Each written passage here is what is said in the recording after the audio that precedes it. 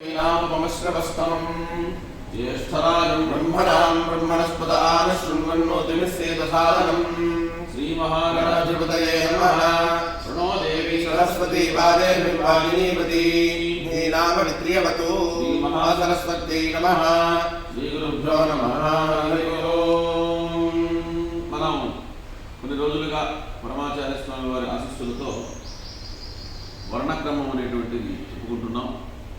ఇక పూర్వం కృత్తికా నక్షత్రం దగ్గర నుంచి ప్రారంభించి చెప్పుకుంటున్నాం. ఈరోజు పుష్యమీ నక్షత్రానికి సంబంధించి వర్ణక్రమం చెప్పబోతున్నారు బ్రహ్మశ్రీ హరి సీతారామ సలక్షణ గణపాటి గారు, అలాగే శరత్చంద్ర గణపాటి గారు ఇద్దరు చెప్పబోతున్నారు.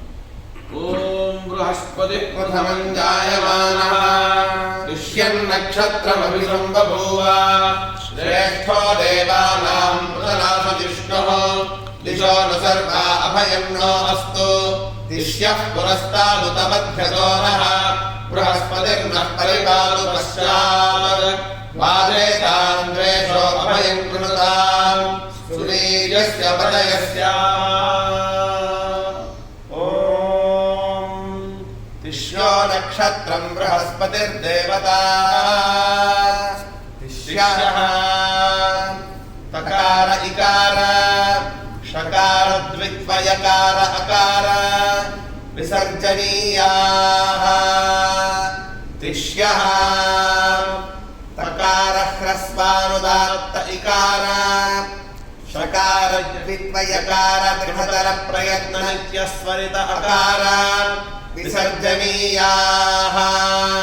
తిష్యః అర్ధమాత్రిక తకార ఏకమాత్రిక హ్రస్వానుదాత్త ఇకార అర్ధమాత్రిక విరామ అన్వనుమాత్రిక షకార ద్విత్వా అర్ధమాత్రిక యకార ఏకమాత్రిక దృఢతర ప్రయత్న నిత్యస్వరిత అకార అణుమాత్రిక విరామ అర్ధమాత్రిక విసర్జనీయ ద్విమాత్రిక విరామాః.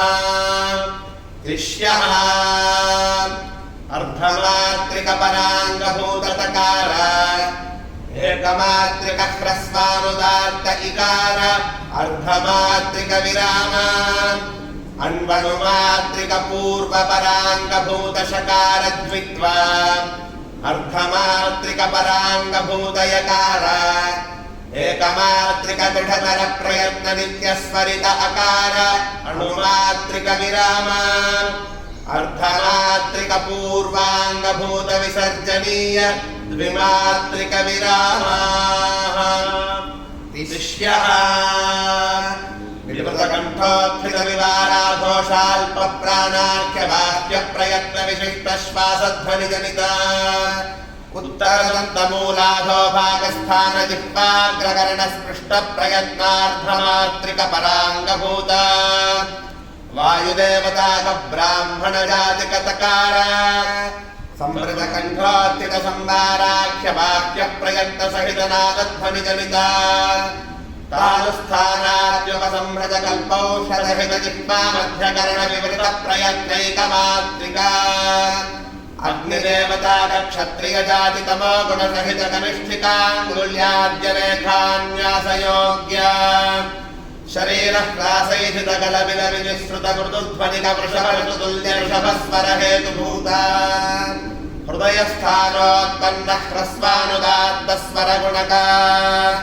అగ్నిదేవతాక బ్రాహ్మణ జాతిక ఇకార అర్ధమాత్రిక విరామ నివృతకంఠోత్థిత వివారాఘోష మహాప్రాణాఖ్య బాహ్య ప్రయత్న విశిష్ట శ్వాసధ్వని జనిత మూర్ధ్వస్థాన వివృత మధ్య ప్రతివేష్టిత జిహ్వాగ్రకరణ వివృత ప్రయత్నాన్వనుమాత్రిక పూర్వ పరాంగభూత అగ్నిదేవతాక శూద్రజాతిక షకార ద్విత్వా సంవృత కంఠోత్థిత సంవార ఘోషాల్ప ప్రాణాఖ్య బాహ్య ప్రయత్న సహిత నాదధ్వని జనిత తాళస్థాన జిహ్వా మధ్య పార్శ్వభాగకరణేష స్పృష్ట ప్రయత్నార్ధమాత్రిక పరాంగభూత వాయుదేవతాక వైశ్య జాతిక యకార సంవృత కంఠోత్థిత సంవారాఖ్య వాక్య ప్రయత్న సహిత నాదధ్వని జనిత अत्युपसंहृतकल्पहनुस्थान तथा भूतोष्टकरण संवृत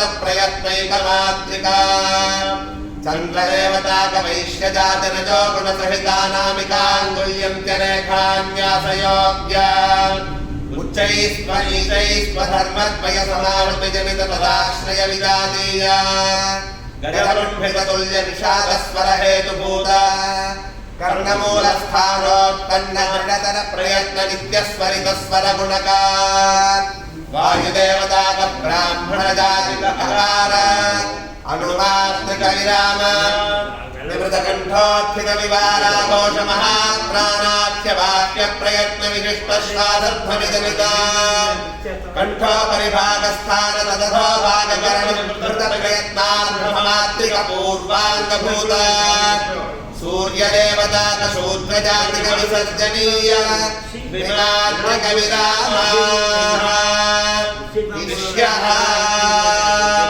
हरिः ओम्।